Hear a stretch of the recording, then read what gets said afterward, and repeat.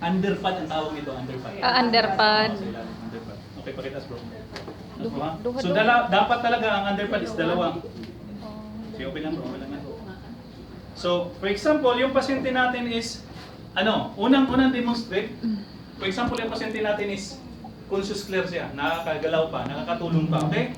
Yung pasyente natin nakakatulong pa. 50-50. So, imagine natin, yung tinatawag, yung kinakita kasi na video niyo last week, yung punas-punasan na ng konti, hindi po yung tama. Kasi pag dumi na yung pasyente, paano mo matatanggal ng pagdadaan yan? Kailangan kamayin mo yan. Wala. So ito yung ginagamit namin. Sablon. For example, may wala kasi ako, nakalimutan ko magdala. Sa nursing home kasi, or sa bahay, pag nasa hospital ka or nasa hospital, may binibigay sila na maraming, parang ganito, pero marami siyang butas-butas, parang shower, nalagayan ng tubig. Murag para sa Minsan ang tubig na tanong. ginagamit yan, pwede lang naman distilled o kahit tubig sa gripo. Sakto yun, kung anong panghugas lang naman eh. Ngayon, dalawang klase yan. Lalagyan mo ng sablon. Ito yung liquid. sabon. Liquid na ginagamit. Nilalagay nyo lang ng konti yan para bubulayan. Kunting-kunti lang, bubula na yan. Tapos yung isang ganito, mag-prepare ka. Mag-prepare ka ng isa pang banlaw, isa may contain sablon. Isang sabon, sabihin natin liquid soap. Ito yun, ganito yun. Now, kung dalawa, for example, dalawa ang gagawin ko. Sabihin natin example dito. Meron na lang, lagyan ng tubig. Ano yung sablong paghaluin mo sa tubig? Halo mo lang bro, halo mo lang. Halo mo lang ng konti. Kunting-kunti, ano na yan? Bubula na siya? Bubula na. Oh. Wala Yan bang na po isang yung sabon niya. Pakihirap na. Uy, paula mo siya ng Akin ba to? kuwandahin ka ng tubig. Akin to, ano? Ambot. Akin na, hindi sa'yo? Oh. Hindi din sa'yo? Hindi akin to, nakalimutan ko. Tinanap ko kanina eh. So for example, ito yung may sablon natin ha, may liquid soap. Ito din yung tubig natin na malinis. Johnson and Johnson. Malinis naman pareho pero yung walang sablon. So for example, sabihin mo na, Atong, alam ko may tae ka kasi nangangamoy na eh. Paano na, lilinisan kita. Okay, ano? So ngayon, ang gagawin mo, may Panyaw po. tinatawag tayo na plastic gloves o yung disposable. May teacher na may disposable. For example, ito na yung natin, tapunan ng basurahan. Kailangan malapit yung basurahan mo. Kasi mangangamoy talaga yan. So ito yung basurahan. May plastic siya, siyempre para yung plastic, may disposable plastic tayo. Para yung basurahan hindi naman nadudumihan palagi. So madumi, ano mo lang, tapos tapo na. So may plastic tayo na ito, ganito. Makakabili naman ito. Pag nasa nursing home kayo o nasa hospital kayo, mayroon naman sila nito, pero i-provide naman to kung wala, kukuha tayo or mag-request kayo sa amo ninyo kung nasa bahay. Pero pag nasa nursing home kayo or sa hospital at sa trabaho, automatic mayroon ganito. Provide yan sa hospital. So, ano to? Gloves din to. Kuha ka. Dalawa. Okay, dalawa. Pasok ka, siyempre. Considering na may mask ako ha. So, naka-gloves ako. Isa din, naka-gloves. So, safety na. So, ito yung malakas ko na kamay. Medyo may lakas na kamay. Ngayon, gagawin ko, dublihin ko to. Kasi for safety din sa akin. Ang gloves kasi, para kung may sakit man siya o ako, hindi magkahawaan. Hindi tayo magkahawaan. And of course, ang linis ng paggagawa natin. Trabaho natin. So, for example, may bedside ako dito ha. May tinatawag kasi tayo na nursing card. May card ako dito na nandun lahat ng mga ganito. Oo. O yung injection, Lahat ng gamit. yung mga gamit na gamit, yung gunting lahat. Ganito, yung medical tape, ganito.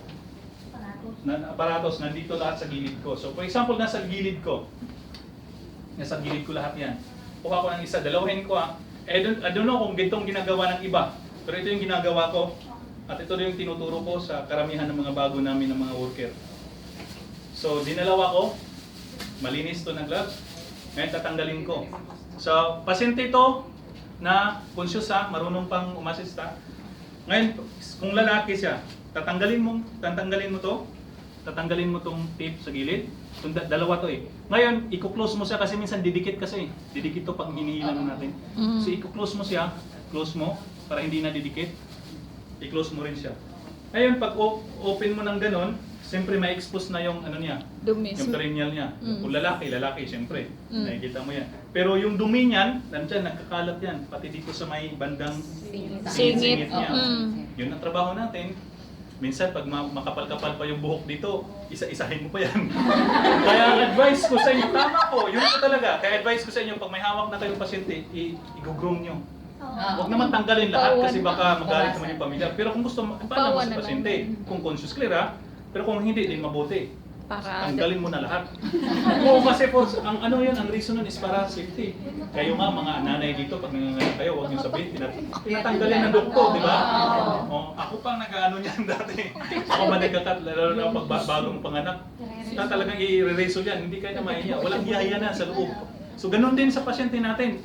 I-rereso nyo, tatanggalin nyo yan. Tanggalin nyo. So, considering na tanggal na, o di na ganong makapal yung buhok na yan, yan ako, ng pasyente natin. So, sabihin natin, i-expose na siya.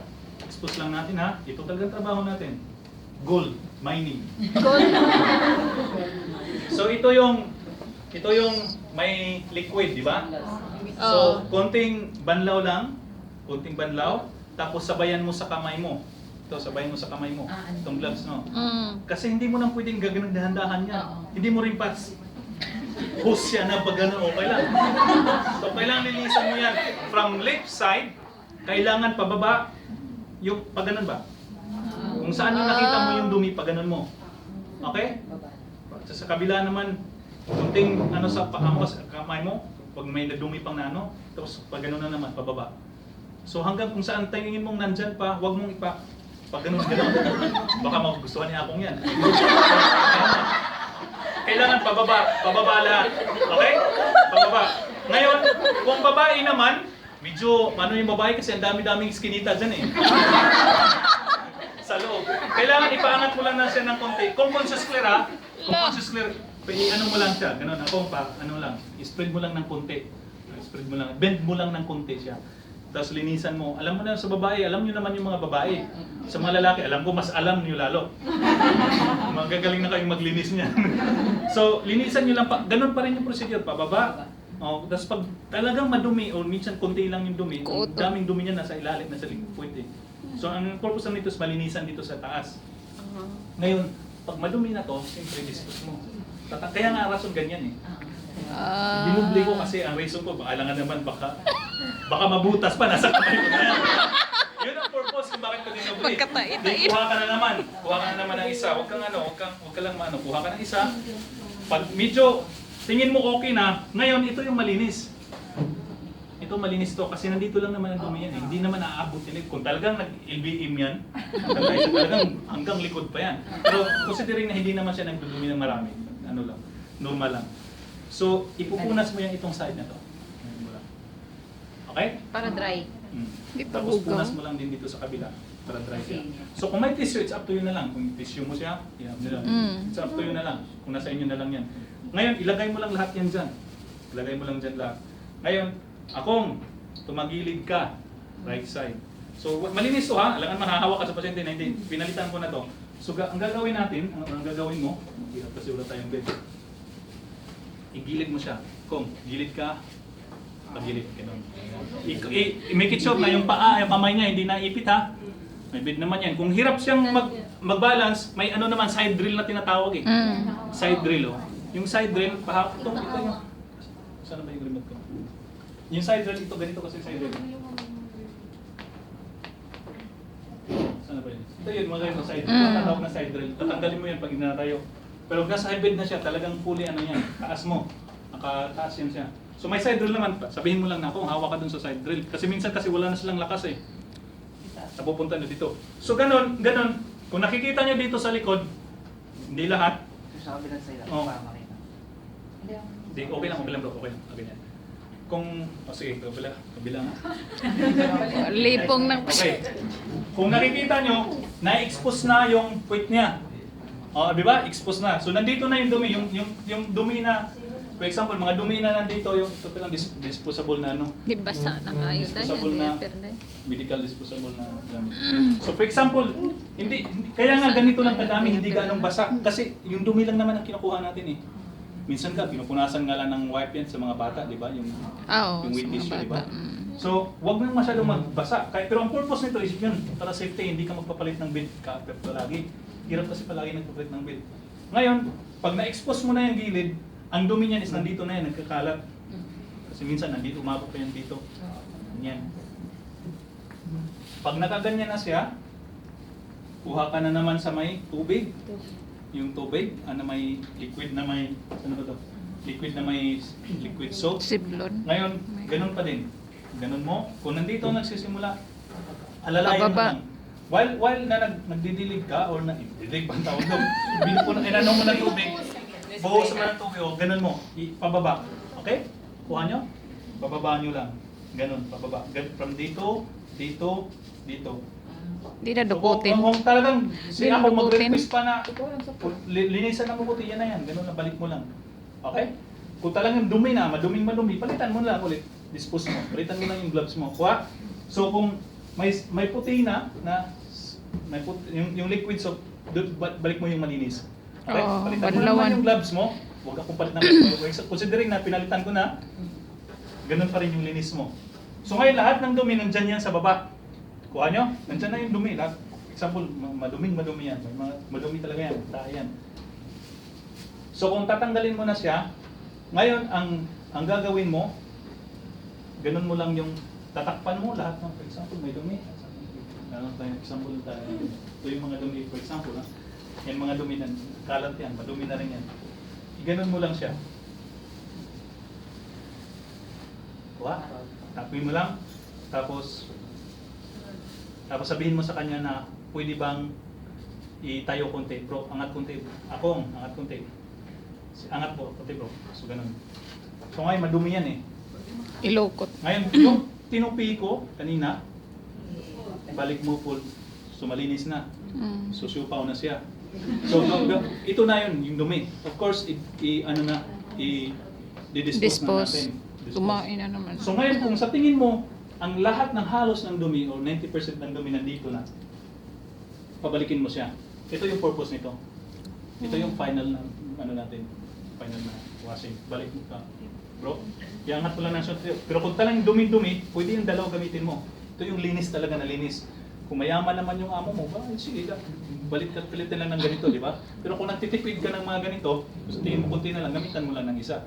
Nasa inyo na lang yan. So, procedure natin kung malinis talaga. So, ito yung malinis na sinasabi natin, banlawan mo na lang siya. Gloves ka pa rin, pababa. O kahit banlawan na lang. O, ganito na naman, linis. Punas ka dito. Kunin mo sa kabilang side. Punasan mo. Okay? O kung may tissue, punasan mo. Tapos, pabalikin mo siya ulit. Bro, sige bro. Ngayon, banlawan mo ulit. Yung malinis na tubig na, walang soap. Punas ka. Dry mo na lang. Ngayon, dispose. Kuha? Kuha nyo, tapon nyo. So, kung papalitan niyo ng bagong, for example, considering bago to, nakagilid siya, ito yung mga hindi ganong kaya, pero kung kaya naman yan, pangat-angatin mo lang siya. So, ano mo lang, tupi lang ng konti, gano'n. Tupi mo lang siya ng konti. Nakaganon ha, pasok ka, papasok, para paghila mo mamaya, pag nagilid siya, dito. Ayan. Ganon siya. So, kung malinis to, malinis na diaper, inalaglag. So, kung malinis na diaper, kunting tupi din. Ang sabi ko, katulad ng ginawa natin, kunting tupi. Kailangan nasa gitna na halos, pasok mo. Dito nga part ha, ito na portion. Ito bro. Waist. Waist. Tapos Waist. yung puwit niya. Ito, ayan, kuha. Kunting ganyan. Na alam mo na tama, nasa gitna siya. Tulapag ng puwit niya dito, nasa gitna siya. So pag nakagano na, ikot mo siya. Bro. Nasa tamang posisyon na, di ba? So yung underpads, hilahin mo. So pantay na yan. Yung kabila nito na tinupi natin, hilahin mo din. Hilahin mo din. Kasi tinupi ito. Hindi mo. Yan, hila na. So kung titingnan mo yan, nasa center na yan. Kung kunting tingnan mo, hindi nasa gitna. Kailangan gitna mo yan kasi minsan pag umihi yan, lalagpas. Babasa yung pantalon. Or pag dadumi, lalabas. So, pag gitna na, kunting spread mo yung paa niya. Hilahin mo ng kunti. Yan, nasa tamang posisyon. Lock mo lang, dalawa, isa. Yun lang, sira na to eh. Dalawa, isa, dalawa. Yun lang. Tama. Tapos ang ano natin, pagpapalit ng diaper. Tapos, siyempre, yung pantalon. Pasok mo. So, kuha mo yung proseso. Pero kung sa tingin nyo kaya naman ng pasyente, for example, isang pasyente natin na kaya naman niyang umangat-angat, ang gagawin mo na lang, akong, angat ka ng konti. Kung